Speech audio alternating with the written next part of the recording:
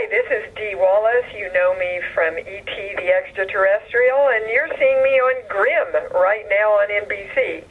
And I'm here with Rabbi Sol Solomon on Dave's Gone By on UNC Radio. Shalom, shalom. Hello, is DEE WALLACE there, please? Hi, Rabbi. I'm here, baby. Oh, baby. Ooh. Dave, who hosts this radio program, warned me that you would be a sweet talker. I will be on my guard. In fact, my wife is standing nearby with a kitchen knife, so I'm going to be on extra guard. But, ladies and gentlemen, I am so thrilled and excited to be talking to a movie star. Ooh, also a television star, a lovely lady, a nice person. Her name is DEE WALLACE. You saw her, of course, in the movie E.T. She was also known as something of a screen queen in horror movies such as Cujo and The Howling and The Frighteners and Critters and, I don't know, did you ever do a horror film like I've had, like hemorrhoids? That's my worst horror that I've ever had. No, I guess not. No, I've never had a hemorrhoid in my life because I'm not full of shit. Ba-dum-bum. Oh, this is going to be quite an interview, ladies and gentlemen. DEE WALLACE in the neighborhood with us. She's going to be on TV's Grimm, but right now she's in the neighborhood with Dave's Gone By. Welcome, DEE. Thank you, Rabbi. Oh, my God, I don't think I've ever talked with anybody as much energy as I have, but I've met my match, Rabbi. Oh, you certainly have. It's God speaking through me, usually through my colon, but basically through me. So, DEE, my dear, first of all, was that your birth certificate name? What's your actual name? Deanna Bowers. Deanna Bowers. Now, where did the Wallace come from? The Wallace came from my first marriage. Oh, well, there you go. And then Stone would have been from the second marriage, because you were DEE WALLACE Stone for a while. Were either of your husbands Jewish? No, but actually my boyfriend right now is Jewish. Finally, you make the right decision. And I'm going to tell you, one of the best lovers I've ever had. Does that run in the Jewish male world here? Wow, that's almost too much information, except I'm a complete perverted voyeur. So what makes him the best lover that you have ever had? Well, let's see. I didn't think it was... Didn't think we'd be going there either. But... well, he's incredibly caring. This is good. He's very attentive. He gets just pure joy out of making me happy. Wow. In and out of bed. And he's just an awesome lover. Because if he is Jewish, we know we're not talking about his size. So he's got to compensate in other ways. This is important. Well, this is not the case with my man. I don't know what to tell you. Why? Do Jewish guys usually not have big dongs? That's sort of we're somewhere between the Chinese and the blacks, but much closer to the Chinese, which is why we eat their food on Christmas all the time. I see. Yeah, there you go.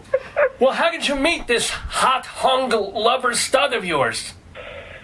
How can you meet him? No, how did you meet your you bone? know how we met? We met on an internet dating site. You're a kid. Is there a dating? Way too much information on this. No, it's fine. I mean, what? Is there a dating site for celebrities or something like that? No, actually, I didn't say I was a celebrity. I used my maiden name, and, you wouldn't believe it from this interview, but I'm also a healer. Oh, my goodness. And do a lot of healing work like you. I guess they call me the irreverent healer. What do they call you? You don't want to know what they call me. Usually it's four-letter words for the most part. And that's when God talks to me. He even calls me an a-hole. And I don't get it. I try. But let me ask, when you say healing, is it only mental, spiritual, or do you actually physically touch people and heal them in that evangelist way that I don't believe in? Yeah, I don't believe in it either. And let me also add, though, that I do believe that all illness of any kind, mental, physical, spiritual, chemical, is caused first by a breakdown in your energy, in your anger patterns, in your unforgiveness patterns. in your lack of self-love patterns. And if you don't address that energetically, then pretty soon your body goes, okay, well, we can't get your attention any other way, so we'll get sick. So you'll look at it from, there's nothing more dramatic than an illness to make you step back and go, what the hell is this about? Well, first you say, why me? And then you start thinking, well, why me? And then it's, how do I get over being me, as it were? Or move into more of who I really am. And I think that's I think the bottom line of all of it is loving yourself. And we're just not... Oh, I do that every morning in the shower. No, but seriously. Boy, I want to meet your wife. No, you don't. I want to meet your wife just to bless her. Do you know we have, God willing, 21 and a half beautiful children? Well, 15 are beautiful, the rest inbreeding. But no, we actually, she's a very, I do my part in the sack, let's just say. You have 15 kids? Well, no, 21 and a half kids, but some of them are not as nice as the others. Wait a minute. Yes. You have 21 biological children. And a half. You keep forgetting the half. So she's pregnant. Exactly, and also one of the kids, hopefully her head will eventually take its normal shape. We're waiting. We're just waiting for that. Anywho. Okay, seriously, I don't know whether, if you have 21 kids, you need to stop. You need to stop or use a condom or get it snipped, all right? Well, no, snipped I had it. Snipped was done when I was 8 days old. This has been done. Yeah, well, that snip doesn't count.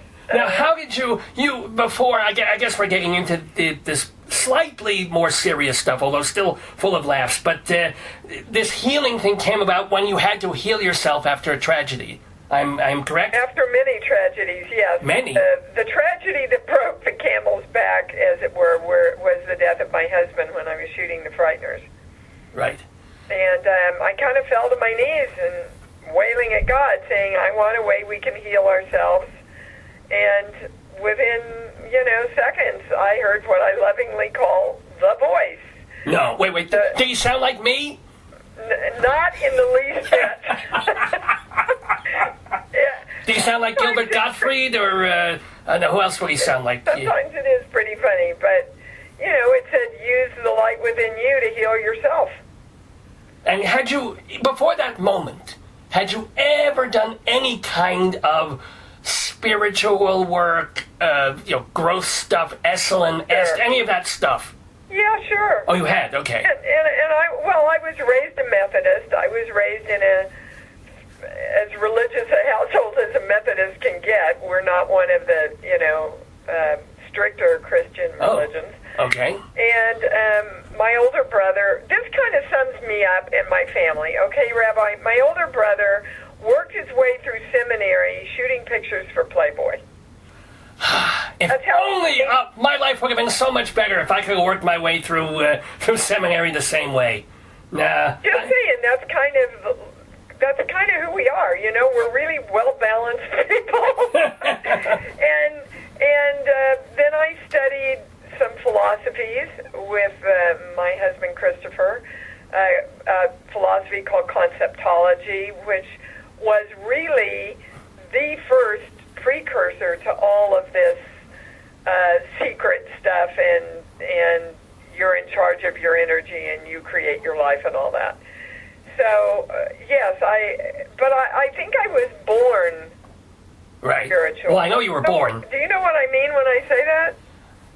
Some of us are just born spiritually with a heart that's open and full of love. And I think I was. I remember being 3 or 4. We were very, very poor when I was younger.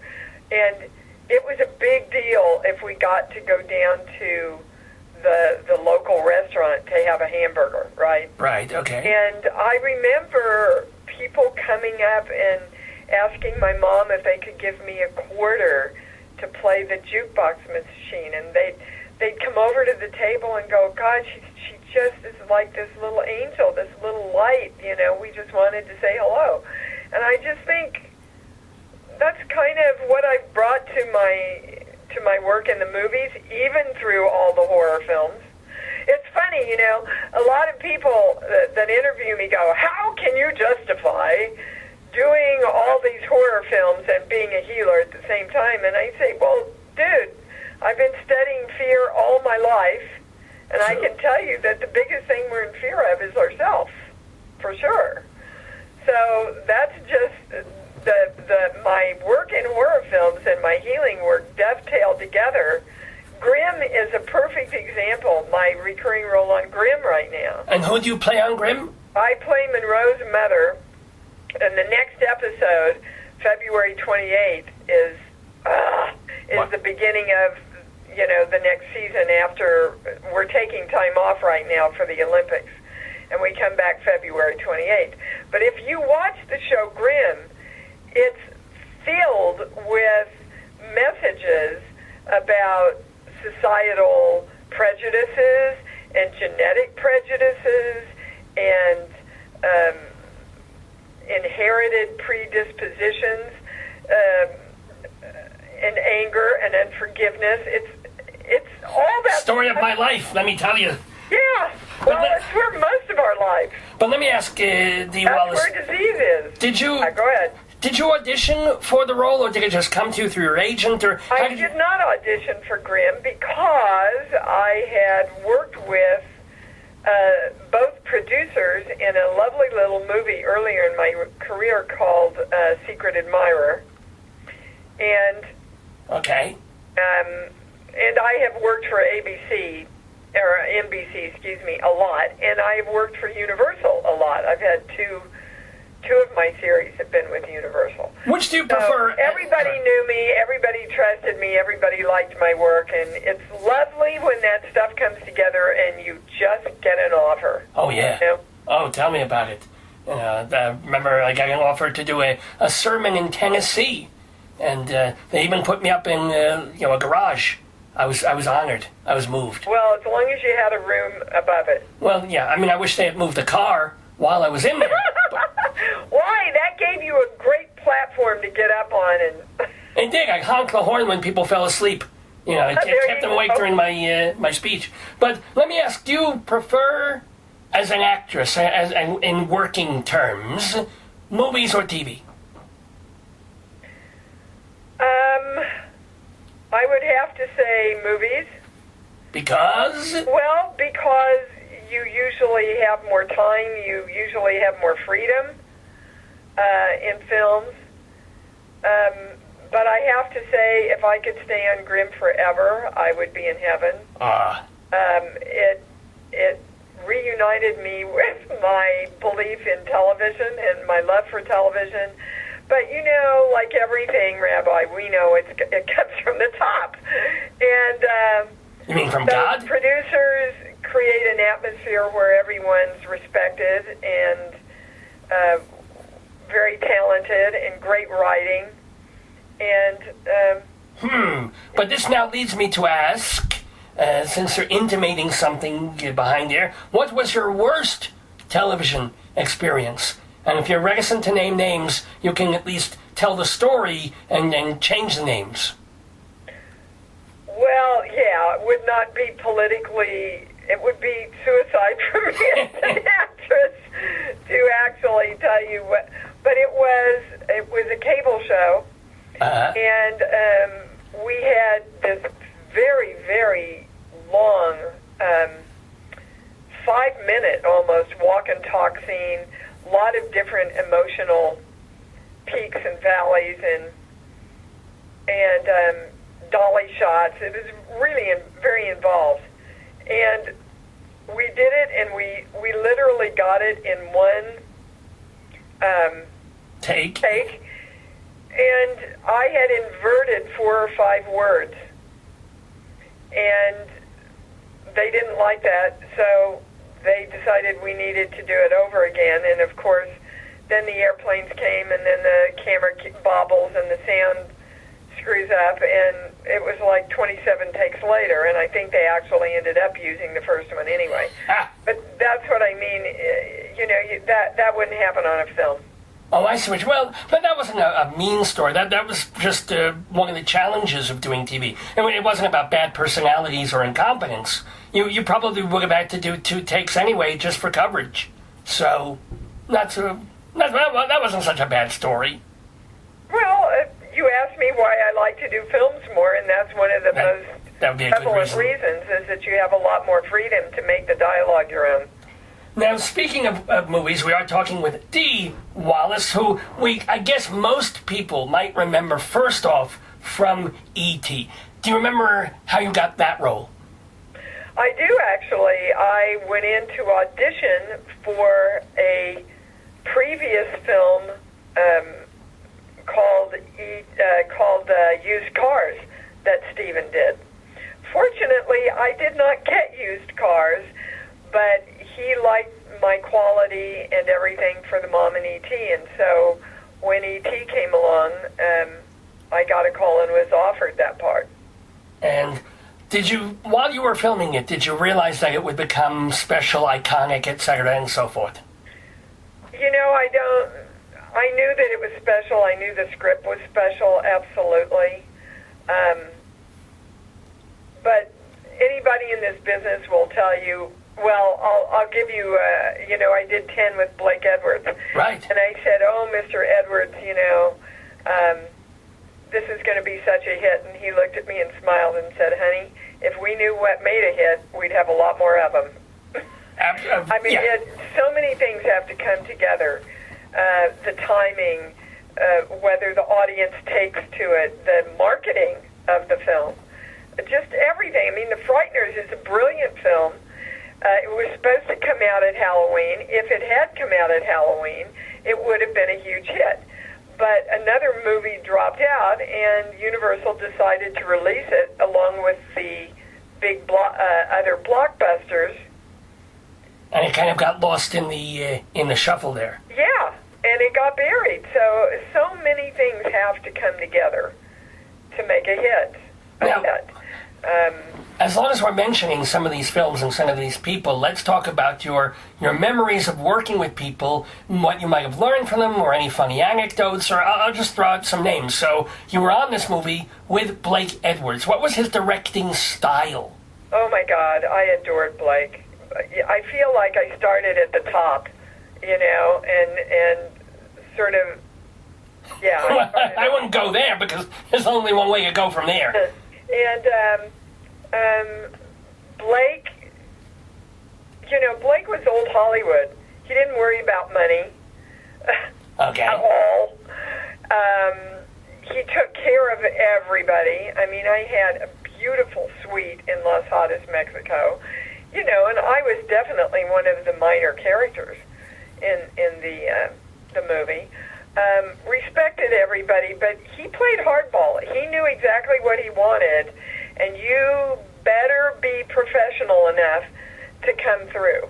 And, I remember there was an actor on the set that came on the set and didn't know their lines, and he ripped him one, Rabbi. He really did. He said, you don't ever come on this set and not be prepared. And I remember our sound guy came up to me and he was asking me if I could speak up more. And Blake walked by and he stopped and went, "What are you talking to my actress about?" And the guy kind of froze and said, "Well, I was just asking her to speak up, Mr. Edwards." He said, "I don't pay you to talk to my actors and change their performance. I pay you to get whatever they say at the level they say it." So he was like, I was a new kid from Kansas, and he just took me under his wing. And when I finished 10, he actually sent me to his agents and said, "This is one of the best actresses I've ever worked with. I think you should take a look at her." They actually told me, ultimately, come back when you're making $500,000 a year. And I thought, well, dudes, I won't need you then. I need you to help me make $500,000 a year. So, but I adored working with Blake, and he was one of the first that worked with the monitors. And so he would be on the soundstage next to us that was opened up and watching the monitor. And when you yelled cut, nobody said a word until Blake said we're going to, And we had to rebuild the whole bathroom set because he wanted to pick me up when I go into the kitchen.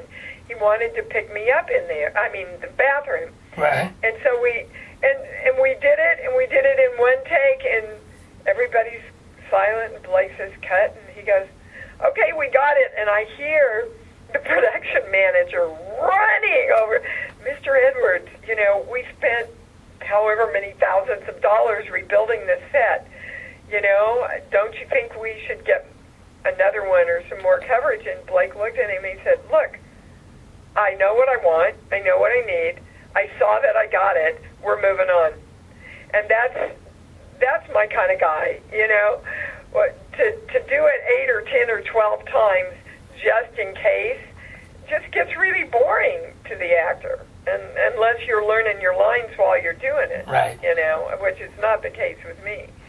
And so, can I ask also, before we leave the movie 10, which was a big comedy of its time, any memories of Dudley Moore? Oh, yes.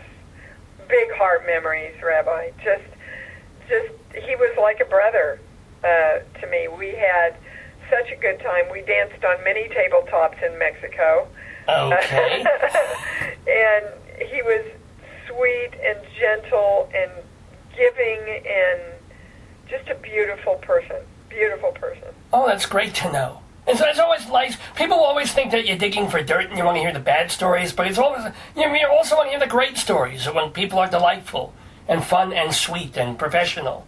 I like hearing that. And Julie too. Julie was just so supportive. I'll tell you, one of the people that I worked with in my career that I have always appreciated from my heart is Angie Dickinson. I did my first guest star role on Policewoman. Oh, my goodness. And she was so supportive and so giving. The first big close-up I had was this big scene, and we finished, and the director went, oh, that was great, we're moving on. And I said, excuse me, could I have one more? I think I can do it better. And he said, no, you don't, we're moving on, we got it. And Angie looked at him and said, look, she only got one take. She thinks she can do it better. Give her another take. And so he did, because she was the star. And he yelled cut, and he looked at me and he went, you're right, it was better. Nice. But, there's not many stars that will come forward for the guest star like that. I've always admired her and appreciated her, and just,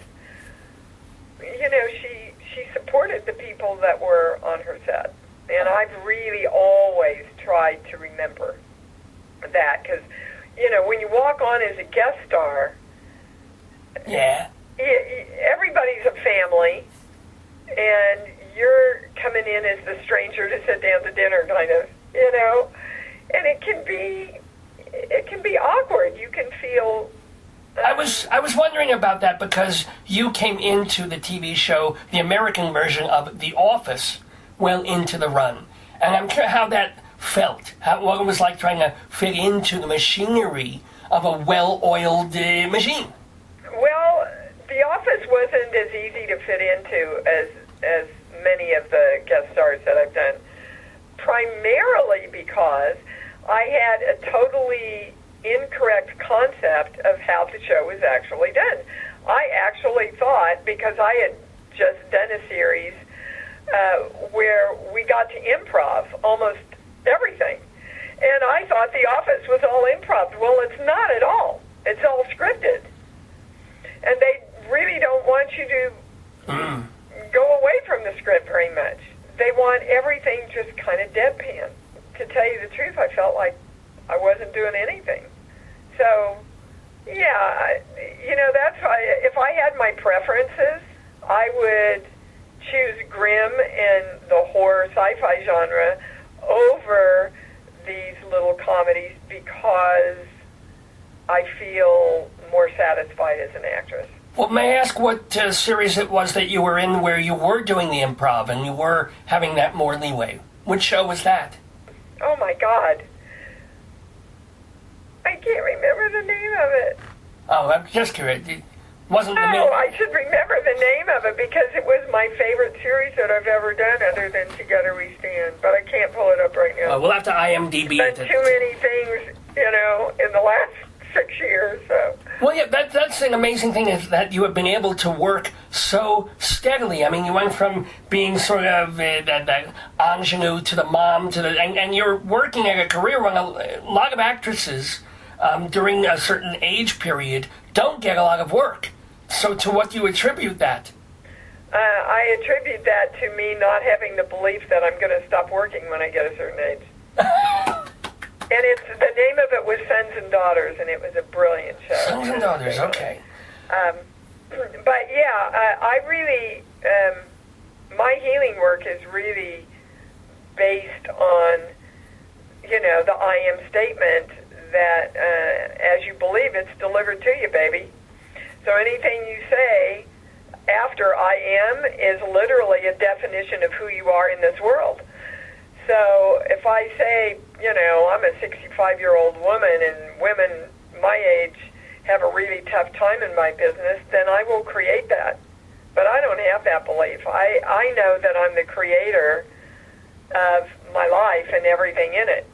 And so if I want to keep working or making money or having a successful healing practice, if I want to do any of that, I have to be in harmony within myself about it. Well, can I ask, when you heal other people, and I mean, what are some, again, you're not going to name names, but what are success stories that you had with people who were emotionally crippled and that you were able to pull out of their shells, as it were? Oh, my gosh. Hundreds, thousands. Good Lord. I have a gentleman who had full-blown AIDS. They didn't know if he was going to make it through the end of this year that he started working with me. They've declared him AIDS-free. His count is so high now. He has HIV, but he doesn't have AIDS. Now, wait, okay, now hold on. That's a physical thing. We're not talking, now we're physically talking. AIDS is a disease. So, physical and mental and emotional all dovetail together. If you're not happy and you're judging yourself and you do not accept who you are, you will turn against yourself physically. You will start doing drugs and turn against yourself chemically. You will... well, if you get stuck in the tuchus, you can also get AIDS. But the thing is, people, there were happy people who got AIDS and died from it. I don't care how happy you are. That's your body. Well, we disagree there. Because I don't think that your body takes on, and I could be wrong, but my belief system and what I know now from the information that I get is, it doesn't make any sense. Let's just take the flu epidemic right now. Okay. Okay. Flu is around 24/7. It's always there. Always. Okay. So it must be more about the immune system and a breaking down of the immune system that allows that to take over, which means there is an emotional, spiritual, thought process component that has to dovetail into that. Otherwise, your immune system stays strong. Well, you can brace yourself. You can put up barriers by sleeping enough, having a proper diet and vitamins, whatever. But you can still shake the wrong person's hand. I don't believe that. I don't believe that at all. Do you ever get a common cold? System. Do you ever get a common cold? Well, sure. Well, how do you explain that? Aren't you mentally preparing yourself against all colds? Well, no, because then I would be focused on colds, and if whatever you're focused on, you're going to create.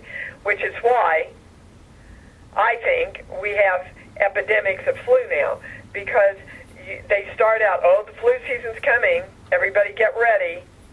Okay. And they start planting that fear right there. And then it's, wow, the flu season's really started, more fear, let's keep our focus on the flu. And then, oh, it's just horrible, this year's flu season, we hear this every year, this year's flu season is going to be really bad. That's right. And That's this true. year's flu season is the worst ever, and now we have 4 deaths, and now we have 10 deaths, and now we have 50 deaths, and now we have 100 deaths. They literally hypnotize us to keep our focus on the fear of the flu. And what does that do? It attracts it right to you. Science will tell you whatever you focus on expands in your creation process. Well, let's think. There's a rabbi who actually wrote the book When Bad Things Happen to Good People. Have bad things happened to you since the problem, the sadness in your childhood with your dad, with the alcoholism, Sure. and since losing your husband?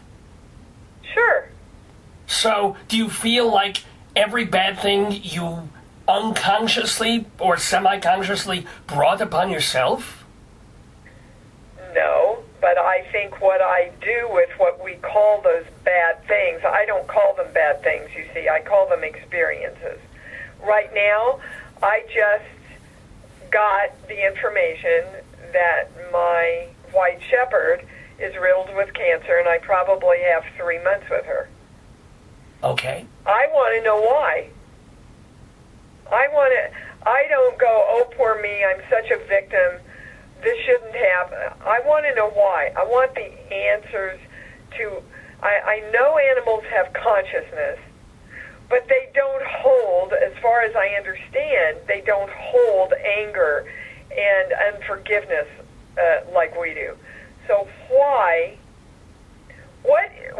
do bad things happen to good dogs? What is it that creates the cancer? I want that information.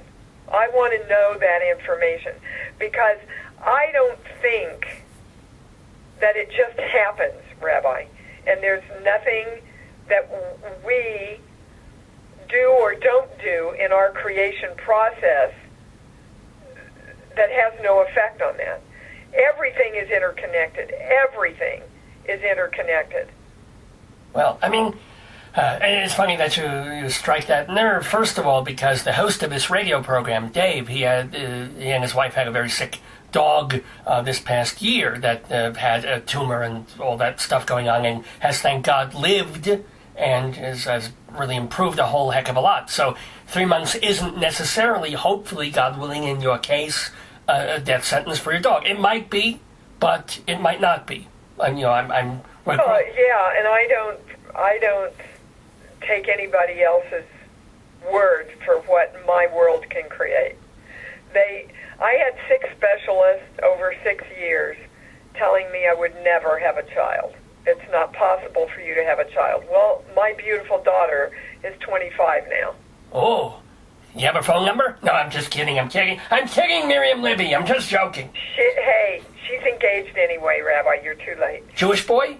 You know, if I had said, you know, I'm going to let you be my God, and I'm going to let you limit my possibilities, I wouldn't have my daughter. But I know that I'm the creator of me. The creator gave me that right. He gave me the free will to create myself. Well, let me not to be too gynecologically personal, but was it a case of you didn't think you were going to have a kid and boom, it happened? Or did you take the information saying, nope, I'm going to try all these different things? Were you proactive, shall we say, in assuming you could have a kid? Of course. I mean, you know, God helps him who helps himself. Duh, we all know that. Okay. And if you want to translate that into science, it's, if you want to help yourself as the God of you, you've got to direct your own energy toward what you want. Not stop and go, well, it's impossible for me to do it. You've got to take that energy and go, well, I am going to find a way to do it. Now, you went through finding this healing energy in yourself and going through all this stuff after you lost your second husband, but how did you get through, when you were much, much younger, the death of your father? I got through because I was always a survivor. The death of my father by suicide was after I had watched him kill himself most of my life with alcohol. Right. So my message, and that's what I write about in my book, Bright Light, is no matter what happens to you in this world, you cannot call yourself a victim. You've got to remember that you are constantly the creator of your life. And whatever happens, you regroup and you create again. I mean, there was a time early in my career where my acting career totally fell away. I started teaching acting. I ended up with the largest acting studio in LA for 18 years, where my healing work was really refined. At some point in my life, it was clearly time for that to be over. I'm going to take this healing work out into the world, and I'm going to decide and get myself back in harmony with acting again. So I went back to class, and I looked at all the beliefs and judgments I had about my business, and I healed them. And I started loving what I did again, and then I started working again. The answer's all within us. You make it sound like such a natural progression, which I guess it ought to be, and it has been for you and a lot of the people that you have worked with and presumably healed, I assume. I would say that the more you walk the talk and the more you stay conscious in your choice, then yes, it becomes second nature. Are you a different actress now than you were in your 20s, 30s, 40s? Yeah, I'm not as good. Oh my God, why would you say this? Well, I'm not as pure, and I'm working to get back to that. Well, of course you're not pure. You're stopping that boyfriend of yours with a big schlong. What do you mean you're not as pure? What does that have to do with my acting? Oh, it was a purity a joke on the term pure? Yeah, okay. Well, I think it's just inherent in the business that after you're in the business for so long, if you're not really terribly careful, you start acting.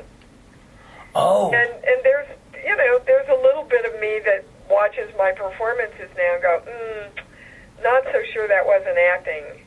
I need to be simpler. I just need to be there in the moment, Most people that watch my performances don't agree. But an actor now, some actors can't even watch themselves. They don't want to see themselves on TV or on the screen. They cringe. They don't want to be at premieres. But you're okay watching yourself, but you can be very critical. Yeah, I'm okay watching myself, but I can't really see what I've done until I watch it 3 or 4 times. That's fair. And at least you can do sort of self-correction and go back. Because no one expects you to be an ingenue anymore. But at the same time, no, you know. I'm not talking about how I look or how young I come off or how I photograph. I'm not talking about any of that. I'm just talking about that purity of energy where you can risk doing absolutely nothing and fill the screen with everything. Well, can I ask you a question? We've been talking movies and TV and movies and TV. My friend Dave lived in New York most of his life. I've been to New York. Why have you not done much theater? I'm scared of it. That's the easiest. I did Annie Get Your Gun at Starlight Theater. I've done Hay Fever in Kansas City. I've done a couple of plays out here. But it's not fun for me because I have such fear of going up. Now, wait a minute.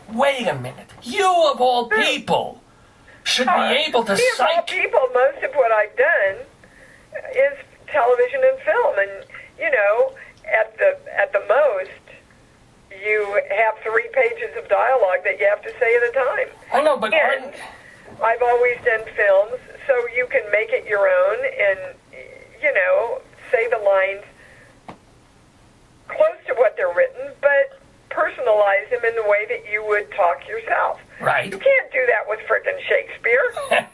All right, maybe not Shakespeare, but there are modern writers. But it's funny that you, of all people, seem to be standing in the way of yourself with fear, when it seems like exactly the kind of thing that you could psychologicalize yourself to get over and past and have a great experience with. Well, and I've done it. Well, that's true. I've done it, yeah. but it's just not as fun for me. Okay. I don't want to do anything where I don't have fun anymore. That's fair. That's fair. No, life's too long, Rabbi. Not have fun. Now, well, I want to ask, before we end our delightful conversation with DEE Wallace, who, by the way, is going back into the TV show Grimm. They've got new episodes starting on February 28th after all these stupid Olympics are over. Let me ask a couple more people that you have worked with over the years. Since you were a scream queen, what was it like working with Wes Craven? Oh, my God. Wes, it was like working with a really brilliant college professor. And he is actually, or was, a college professor. Very quiet, very introverted, but again, knew exactly what he wanted. Rob Zombie, that I've done the remake of, well, it's the Rob make of Halloween. The Rob make. The Rob make, yeah. Yes. And Lords of Salem with. I adore Rob. He's just kind of your everyday guy, and at the same time, he's a total genius in art, in editing, in directing, but the most down-to-earth, available, beautiful guy. I love working with Rob. Everybody, you're not going to talk to an actor who has anything bad to say about Rob Zombie. We all love him because we all feel incredibly respected by him. That's great. You know, Joe Dante, yes. I just can't say enough about Joe. He's a creative genius, and half of what made The Howling was not only Joe's idea, but he also funded a lot of the stuff out of his own pocket, like the cartoons, which added so much. It was his idea to bring in all of the iconic older actors, right? Yes. From all those iconic films that they had done, and a lot of people don't know that everybody's name in The Howling is a throwback to some other werewolf movie over time. I mean, you know, the true fans know all this, but that's the brilliance of Joe. And, you know, I've just been incredibly fortunate to work with nice, talented directors, because there's assholes out there, too. And they may be very talented, but I don't want to work with them. And what about actors? Actors that you've worked with that you've had a lovely time with and can say really lovely things about? Well, a lot of the kids. You know, I've worked with a lot of kids, and I worked with my beautiful husband in 4 films. Christopher Stone. Yeah, Christopher Stone. And Dudley, of course, in 10, Julie. Loved Julie. She was so sweet and so giving. A lot of people over my TV career. Right. Also. But, you know, a lot of my films have been working with children. I mean, I couldn't tell you better actors than Henry Thomas and Danny Pintaro and Drew and Robert McNaughton. And, I mean, I love working with kids because kids are truthful and they're in the moment. And they don't bring any baggage, you know, to the set. True. And then do you find yourself becoming a surrogate mom, or you're still an actress friend? I find myself a surrogate mom mostly when we're shooting. I'm really I'm really alert and caring about the heavy emotional scenes, because, you know, a psychologist will tell you that a child cannot distinguish between reality and fantasy until they're about 6 years old. So a lot of these kids that I worked with, I mean, Drew, for example. Drew Barrymore, yes. Drew Barrymore, we were getting ready to do the scene where E.T.'s dying, right? And I'd go to her and I'd say, okay, Drew, now, you know, this is the scene we're going to do. And, you know, E.T.'s just pretending, right? He's not really sick. He's just acting like we are. She looks at me and says, I know, Dee, do you think I'm stupid? So I pick her up. We get to the set. She takes one look at E.T. on the table with all the crap on him and the frost on him and everything, and she loses it. Oh, boy. Totally.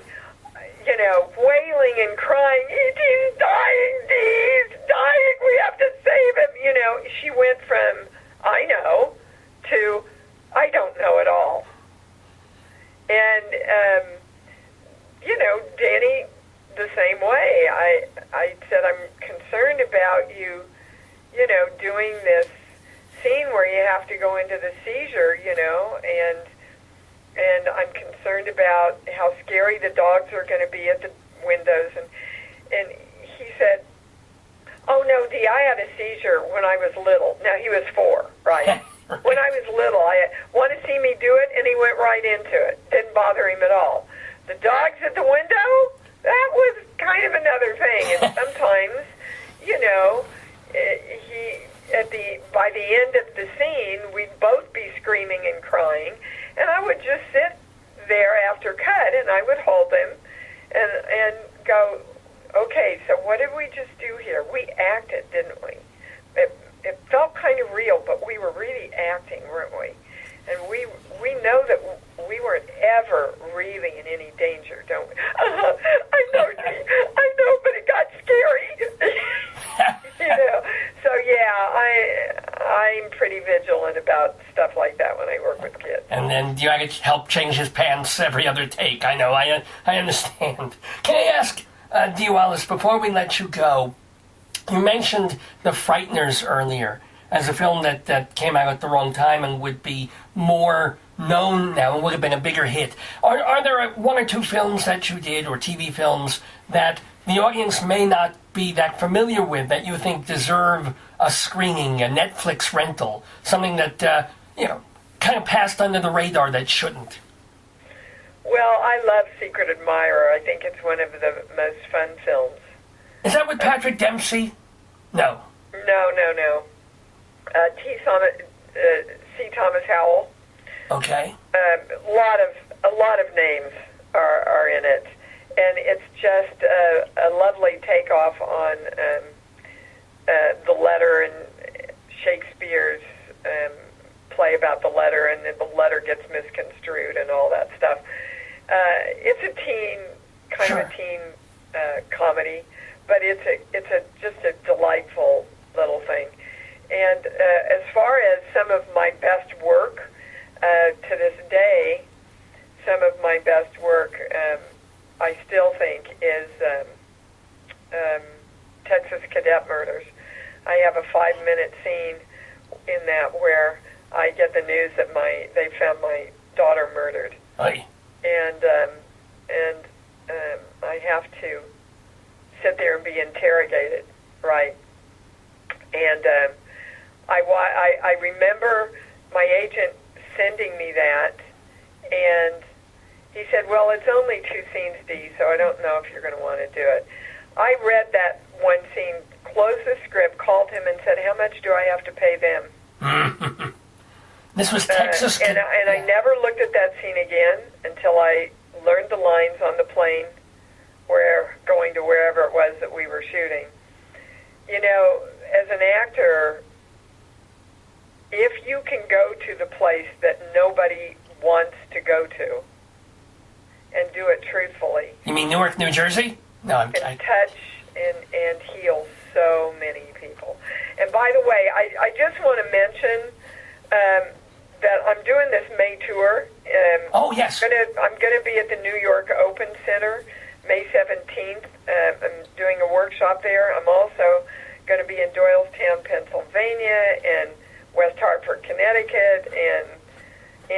Massachusetts, and I'm going to end up in Freeport, Maine. And I know you guys reach some of those places. Anybody wants to come see me or see me for a private session, just go to my website, iamdwallace.com, and find the New England tour, and all the information will be there for you. Definitely a great way, a good spiritual way to spend a spring day, being healed and learning how to heal yourself from D. Wallace. So you say the website is iamdwallace.com? Yep. Is that because dwallace.com was taken? No, it's because all my work is based on the I am principle. That whatever you say you are, that's who you are. Well, that's how you create your life, and it's a powerful principle. Well, I am Rabbi Sol Solomon, and it has been a powerful joy to be talking with the talented, the delightful, the spiritual, and the healed D. Wallace. It's been wonderful. Thank you so much. Continued success, both internally and externally, and on our screens all over the place. Thank you. Thank you, darling. It's been a lot of fun. Likewise. Thank you. Bye-bye. Bye-bye.